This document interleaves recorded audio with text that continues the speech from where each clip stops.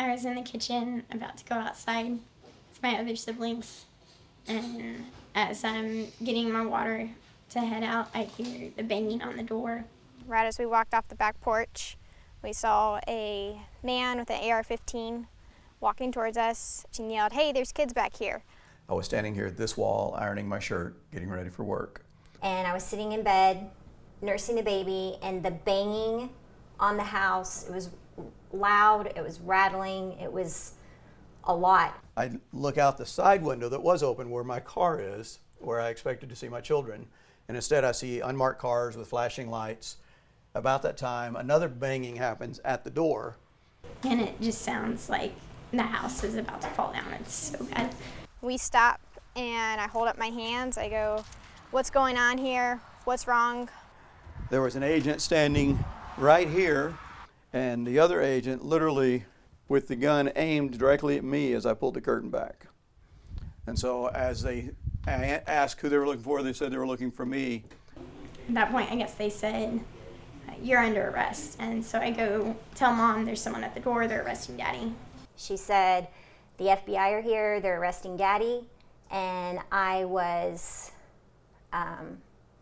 like, what in the world is going on? As I walked out of the door, I asked for identification or a warrant. The guy that was standing back here that had the pistol aimed on me stepped up and pointed to his Velcro FBI badge and said, "This is all the identification you get." And I saw Paul turned around up against that door, and I saw two men with guns. And I turned around, they put the handcuffs on me. I'm yelling, "Who are you? What are you doing? Why are you here? What is going on?" They never addressed, they never said who they were. They never said, "We're arresting your husband." And the agent said, "Go get him a shirt." I ran back to my bedroom, ran in my closet, grabbed him a hoodie, a sweater, and then I thought to grab my phone. No, I want to know why you were banging on my door with a gun. You're not going to give me your name. You're not going to give me any information.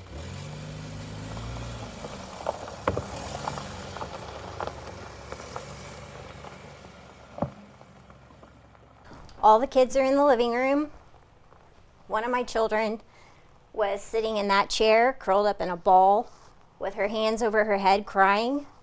But the other ones were in various stages of shock and crying. And I think I said, "Daddy's gonna be okay. God is with Daddy." But what just happened to us was very wrong, and that was evil. Then I called a friend of ours from church that was a lawyer.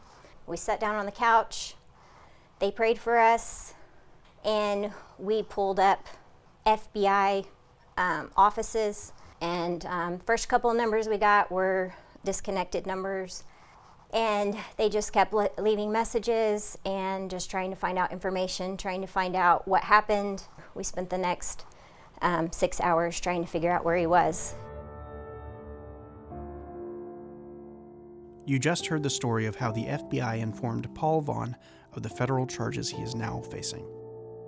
This happened on October 5th, 2022, a year and a half after Paul and a group of Christians performed what is known as a rescue at an abortion mill in Mount Juliet, Tennessee.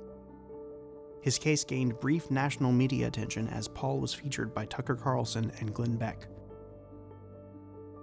Federal Bureau of Investigation arrested a pro-life father of 11, charging him with conspiracy against rights secured by the FACE Act and committing FACE Act violations. He was held in a federal holding facility and brought before a judge, charged, and then released without a wallet or cell phone. I have to ask you, so the FBI, the Department of Justice, I can barely say that phrase with a straight face, is claiming that you're a violent extremist who is a physical threat to others. Do you embrace violence? Have you ever committed violence? What are they talking about? No, I have no idea. The only place that is ever even seen is in the documents that they made up, used to justify in their mind and through the justice system to go after peaceful people that disagreed with them politically. He acted as a mediator between the pro-life people who participated and law enforcement locally to ensure the protest was safe, peaceful, and as legal as possible. He wasn't even arrested for trespassing at the scene, and over a year later, they send the FBI to his house in front of his children. It's really just beyond. People need to see this. This is going too far, and it's getting scary. Paul and 10 others are currently facing federal charges for the rescue. In the past few months, they have been fighting the legal battle behind the scenes, even asking the judge to dismiss the case in light of the overturning of Roe v. Wade in the Dobbs decision.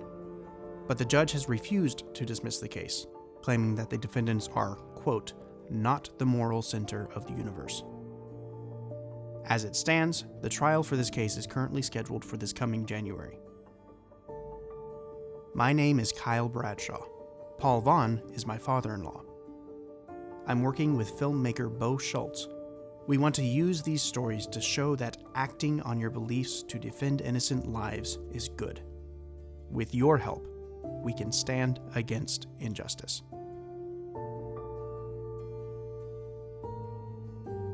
Help us tell their story by supporting us at stifledcry.com and subscribe to Stifled Cry wherever podcasts are found.